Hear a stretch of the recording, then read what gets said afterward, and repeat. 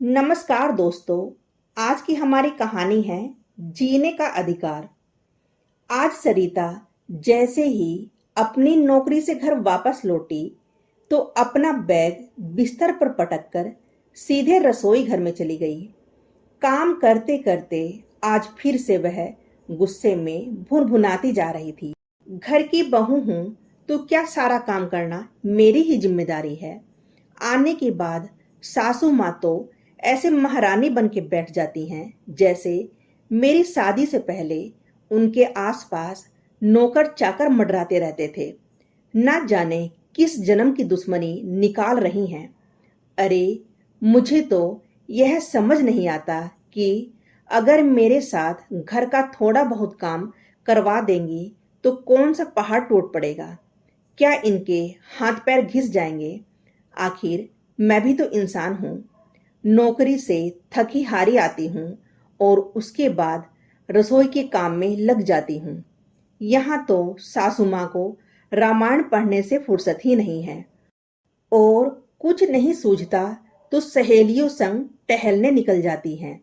बड़बड़ाते हुए सरिता बर्तन धोने लगी और एक के बाद एक बर्तन जोर जोर से पटकने लगी।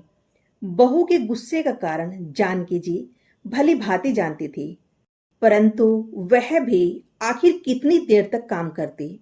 सुबह से लेकर शाम तक घर का सारा काम करते करते वह भी थक जाती थी। इसलिए शाम के समय वह केवल अपने लिए ही कुछ वक्त निकालती थी। दरअसल सरिता आज के जमाने की एक मॉडर्न और पढ़ी लिखी लड़की थी। उसका सपना था कि वह पढ़ लिख कर एक आत्मनिर्भर महिला बने। इसलिए पढ़ाई लिखाई समाप्त होते ही उसने नौकरी के लिए आवेदन देना शुरू कर दिया। और जब जानकी जी के बेटे आकाश के साथ उसका विवाह तय किया गया तो उसने यह बात सबके सामने साफ साफ जाहिर कर दी थी कि शादी के बाद अगर कहीं अच्छी नौकरी मिली तो कोई उसे नौकरी करने से मना नहीं करेगा। इस बात से आकाश को भी कोई ऐतराज नहीं था और उसके सास ससुर को भी इससे कोई आपत्ति नहीं थी कि उनकी बहू नौकरी पेशे से हो। बड़ी हंसी खुशी के साथ विवाह की सारी रस्में पूरी हुई और सरिता इस घर में बहू बनकर आ गई। अपनी नौकरी के लिए सरिता ने कोशिश जारी रखी थी। अभी विवाह को 6 महीने ही हुए थे कि सरिता को एक अच्छी नौकरी मिल गई। नौकरी लगने से सरिता बहुत खुश थी, परंतु जानकी जी ने सारे परिवार वालों के सामने एक बात स्पष्ट तौर पर कह दी कि मुझे बहू की नौकरी से कोई ऐतराज नहीं है, लेकिन अब मैं पूरे घर का कार्य अकेले नहीं संभाल पाऊंगी। इसलिए बहू को घर के कामों में भी हाथ बटाना होगा। परिवार के सभी लोग जानकी जी की इन बातों को सुनकर आश्चर्यचकित रह गए और सरिता को तो जैसे काटो तो खून नहीं। फिर आकाश बोला, माँ, आप तो जानती है ना कि सरिता को यह नौकरी कितनी मुश्किल से मिली है। हमें आपसे यह उम्मीद तो नहीं थी। तो जानकी जी ने कहा, बेटा, मैं यह नहीं कहती कि घर का सारा काम बहू को ही करना होगा। मैं तो केवल इतना कहना चाहती हूँ कि मेरी अपनी भी कुछ सीमाएं हैं। बढ़ती उम्र के साथ मेरी कार्य क्षमता भी कम हो रही है, इसलिए पूरे दिन का काम तो मैं नहीं कर पाऊंगी। हाँ, जितना बन पड़ेगा उतना जरूर करूंगी। इधर सरिता अपने सपनों के साथ कोई समझौता नहीं करना चाहती थी। इसलिए उसने घर की साफ सफाई के लिए तो एक काम वाली बाई लगा दी थी, लेकिन बहू की अनुपस्थिति में घर का बाकी का सारा काम उसकी सास जानकी जी को ही संभालना पड़ता था। परंतु उसके घर लौटने के बाद उसकी सासू माँ कोई काम न करके अपने लिए ही समय निकालती थी। घर लौटने के बाद बाकी का सारा काम सरिता को ही करना पड़ता था और इस बात से उसे बहुत परेशानी होती थी। सासू माँ का थोड़ी देर के लिए आराम फरमाना, टीवी देखना या फिर बाहर टहलने जाना उसे बहुत खटकता था। वह जब कभी अपनी माँ को फोन लगाती तो बस अपनी सास की ही बुराई करने लगती। माँ से बात करके अपना सारा गुबार हल्का कर लिया करती। धीरे धीरे समय बीतने लगा। अब उसके विवाह को 2 साल होने को आए थे। आज सरिता के छोटे भाई की शादी का दिन था। उसकी भाभी भी अच्छी खासी पढ़ी लिखी थी और नौकरी करती थी। बहू को घर में लाने के साथ ही माँ ने उसे लाड़ जताते हुए कह दिया कि मैं तो अपनी बहू को बेटी की तरह ही रखूंगी। बहू घर में लाने का यह मतलब थोड़े ना होता है कि सास हाथ पैर धोकर बैठ जाए और सारी जिम्मेदारी बहू के सिर पर ही डाल दी जाए। आखिर बहुएं भी तो इंसान होती है। वह बेचारी नौकरी करेगी या घर का काम करेगी। मैं तो अपनी बहू को पूरी आजादी दूंगी। बहू के सिर पर हाथ रखकर उसे सहलाते हुए सरिता की मां ने कहा। तो अपनी मां के विचारों को सुनकर सरिता बहुत प्रभावित हुई और अपने मां की सोच पर गर्व करने लगी। सोचने लगी कि काश मेरा भाग्य भी मेरी भाभी के जैसा होता। मेरी सास भी मुझे समझ पाती, लेकिन मेरी किस्मत मेरी भाभी की तरह कहाँ। मुझे तो बस अपनी सास के अनुसार चलना है। और यहाँ मेरी माँ कितने खुले विचारों की हैं। शादी के बाद सरिता की भाभी ने अगले दिन से ही नौकरी पर जाना शुरू कर दिया। सरिता की माँ भी अपने बहू की हर सुख सुविधा का ख्याल रखती थी। बहू के तैयार होने से पहले सुबह सुबह सारा खाना बना देती थी, उसे टिफिन पैक करके देती और नौकरी से आने के बाद भी सारा काम स्वयं ही करती। अपनी सास का इतना प्यार देखकर सरिता की भाभी को बहुत अच्छा लगता था। आए दिन अपनी सासू माँ से अपनी मनपसंद की चीज बनवाती रहती थी और सरिता की माँ भी उसकी हर फरमाइश बड़े प्यार से पूरा करती। कुछ दिन बड़े खुशी से बीते, लेकिन धीरे धीरे वक्त का पासा पलटने लगा। दिन भर काम करते करते सरिता की माँ पूरी तरह थककर टूट जाती थी और वहीं सरिता की भाभी को तो काम करने की कोई आदत ही नहीं थी। सरिता बहुत बार अपनी माँ को फोन लगाती, लेकिन उसकी माँ हमेशा यही कहकर फोन काट देती कि बेटी अभी बहुत काम है, मैं बाद में बात करती हूँ। एक दिन सरिता की माँ जब घर का काम करके थक हार करके शाम के समय बिस्तर पर लेटी तो सरिता का फोन आया। फोन उठाते ही सरिता की माँ ने कहा, हेलो सरिता बेटी, कैसी हो तुम? इतने दिनों के बाद माँ से बात करने का मौका मिला तो सरिता फिर से अपने परेशानियों का पिटारा उठाकर बैठ गई।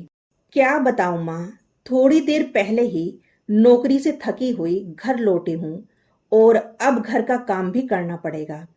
आप तो भाभी को पूरा आराम करवाती हो, लेकिन मेरी सासू माँ को तो देखो। मेरे नौकरी करने से घर लौटने की देर थी कि तैयार होकर यह कहकर चली गई कि मुझे ब्यूटी पार्लर जाना है। अब इस उम्र में इन्हें सजने संवरने का शौक चढ़ा है। इतना ही समय था उनके पास तो रात का खाना ही बना देती, मुझे ही कुछ आराम मिल जाता।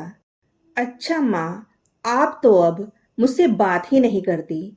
भाभी को इतना प्यार देते देते कहीं अपनी बेटी को भुला तो नहीं दिया? सरिता के इतना कहने की देर थी कि उसकी माँ की आंखों से आंसू बह निकले और फूट फूट कर रोने लगी।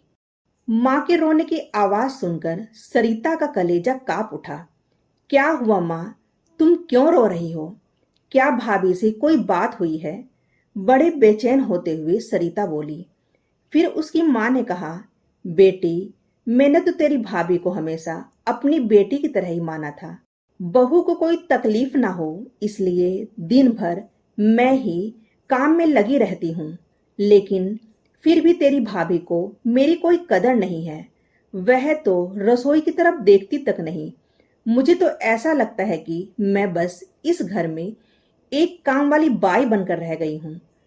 हर काम के लिए वह तो बस मुझ पर ही हुक्म चलाती रहती है, खुद तो एक गिलास पानी भी उठाकर नहीं पीती। अरे, उससे तो तेरे भाई के लिए भी खाना नहीं बनाया जाता। और यदि सुबह सुबह उसका टिफिन तैयार करने में मुझे थोड़ी देर भी हो जाती है तो मुझ पर ऐसे भड़क पड़ती है जैसे मैं उसकी नौकरानी हूँ। मुझे तो समझ नहीं आता कि मैं क्या करूं। अपनी माँ की यह बात सुनकर सरिता स्तब्ध सी रह गई। फिर उसकी माँ बोली, लेकिन बिटिया, इस सब में गलती मेरी ही है। तेरे पापा ने मुझे कितनी बार कहा था कि मुझे बहू को उसकी जिम्मेदारियों का एहसास करवाना चाहिए। लाड़ प्यार में इतनी छूट भी नहीं देनी चाहिए कि बाद में पछताना पड़े।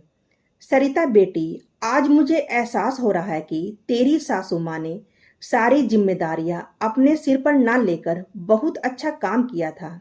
घर का काम मिल बांट कर करने का उसका फैसला बिल्कुल सही था। भले ही वह तुम्हें बुरी लगती हो, लेकिन यह बात भी बिल्कुल सही है कि इंसान को अपने लिए भी थोड़ा सा वक्त चाहिए होता है। अगर मैंने भी तेरी सास की तरह समझदारी से काम लिया होता तो आज मेरी यह हालत न होती। मैं भी उसकी तरह आत्मसम्मान से जी रही होती और उम्र के इस पड़ाव में जीवन का आनंद ले रही होती। माँ की बातें सुनते सुनते सरिता की आंखों से आंसू बह निकले। अपने माँ की हालत के बारे में सोच सोच कर उसका कलेजा फटा जा रहा था। कांपते हाथों से उसने फोन रख दिया और जैसे ही कमरे से बाहर निकलने लगी तो देखा उसके ससुर जी हॉल में बैठे हुए थे। उसी समय उसकी सासू माँ ब्यूटी पार्लर से वापस आई तो ससुर जी चुटकी लेते हुए बोले, अरे भाग्यवान, तुम्हारी उम्र हो चुकी है और अब तुम इस उम्र में भी तुम्हें ब्यूटी पार्लर जाने की क्या सूझी। तभी जानकी जी हंसते हुए बोली, अरे आपको कैसे पता चला कि मैं ब्यूटी पार्लर गई थी?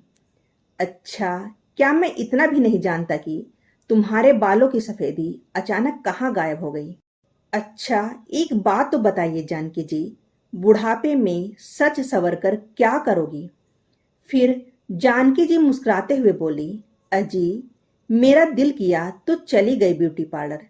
जानते हैं, सजने संवरने का शौक तो मुझे पहले भी था, लेकिन सारी उम्र घर की जिम्मेदारियों में उलझकर निकल गई।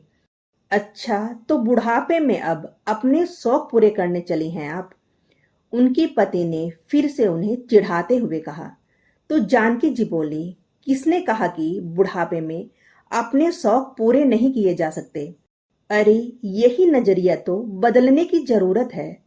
उम्र का हर पड़ाव एक नया अनुभव, नई चुनौतियां और नई ख्वाहिश लेकर आता है। हमें तो बस जिंदगी का मजा लेना चाहिए। अच्छा, एक बात तो मैं आपसे कहना भूल ही गई। कल से पार्क में योगा क्लासेस शुरू होने वाली हैं, जानकी जी ने कहा। तो उनके पति बोले, अच्छा, तो अब हमारी श्रीमती जी योगा क्लासेस भी अटेंड करने वाली हैं। फिर जानकी जी बोली, जी हाँ, लेकिन मैं अकेली नहीं, हम दोनों। और फिर अपने पति के पेट पर हल्की सी थपकी देकर कहने लगी, तोंद बढ़ती चली जा रही है आपकी, और ऐसे में मैं फिट दिखूंगी तो लोग आपका ही मजाक बनाएंगे। यह बातें कहते हुए वे दोनों हंस पड़े। अपने सास ससुर की यह बातें सुनते हुए सरिता के चेहरे पर गुस्से की अपेक्षा एक प्यारी सी मुस्कान तैर गई। फिर सोचने लगी कि आखिर मेरी सासू माँ गलत कहाँ थी। शादी के बाद एक औरत को घर की जिम्मेदारियां और अपने बच्चों से वक्त ही कहाँ मिल पाता है। और यदि अब वे अपने शौक या हॉबी को समय देना चाहती हैं तो इसमें कोई बुराई नहीं है। आखिर उन्हें भी तो दुनिया की ताजी हवा के झोंकों को स्पर्श करने का अधिकार है और इस उम्र में भी आनंद से जीने का अधिकार है। तो दोस्तों, आपको ये कहानी कैसी लगी, लाइक और कमेंट करके जरूर बताएं और चैनल को सब्सक्राइब करना बिल्कुल न भूलें। मिलते हैं एक नई कहानी के साथ। बहुत बहुत धन्यवाद दोस्तों।